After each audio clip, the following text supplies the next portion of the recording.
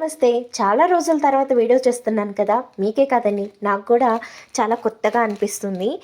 ఇలా ఆగి ఆగి పెట్టకూడదు. కంటిన్యూగా వీడియో పెట్టాలి అనుకుంటున్నాను గానీ, ఎప్పటికప్పుడు అనుకుంటమే అవుతుంది గానీ, చేయటం అవ్వట్లేదు. ఇంకా ఇవాళైతే కిరాణా సరుకులు ఈ నెలకి కావాల్సిన కొంచెమే కావాలనమాట సరుకులు. ఆ కొంచెం తెప్పించుకున్నాను. ఈ కొంచెం సరుకులకే మనకి 1150 అయిందనమాట. చూసారా? కరెక్ట్‌గా 5 రకాలు తెప్పించేటప్పటికి ఇంత కాస్ట్ అయింది. బంగారం రేటు పెరిగిపోతుంది అనుకుంటున్నారు కానీ, గమనించింది ఏంటంటే బంగారం కంటే ఎక్కువగా నిత్యావసర సరుకులు అయితే పెరిగిపోతున్నాయి. నేను డైట్‌లో ఉన్నాను. మీ అందరికీ తెలుసు, నా ఛానల్ ఫాలో అవుతున్న వాళ్ళందరికీ. దానికోసమనే బాస్మతి రైస్ అయితే తెప్పించుకున్నాను. బాసుమతి రైస్ తోటి మీరు డైట్ చేయండి. నిజంగా కళ్ళు మూసుకుని మీరు తినాల్సింది తినేసినా, తాగాల్సింది తాగేసినా సరే కళ్ళు మూసుకుని నెలకి 2, 3 కేజీలు హ్యాపీగా తగ్గిపోతారు తింటూ. మీరు ఒకసారి తెప్పించుకొని ట్రై చేయండి.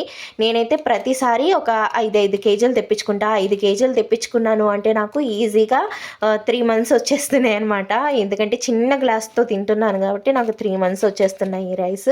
మనకి నార్మల్ రైస్తో పోల్చుకుంటే బాస్మతి రైస్ కొంచెం కాస్ట్ ఎక్కువైనా సరే మనకి వెయిట్ లాస్లో, వెయిట్ మేనేజ్మెంట్లో చాలా బాగుంటుంది. అలాగే దీనివల్ల షుగర్ పెరగదు, బీపీ పెరగదు, చాలా రకాల మంచి బెనిఫిట్స్ ఉన్నాయన్నమాట. మీకు ఇంకా డీటెయిల్ కావాలి అంటే గూగుల్లో ఒకసారి సెర్చ్ చేసి చూడండి, మీకు మంచి ఇన్ఫర్మేషన్ వస్తుంది.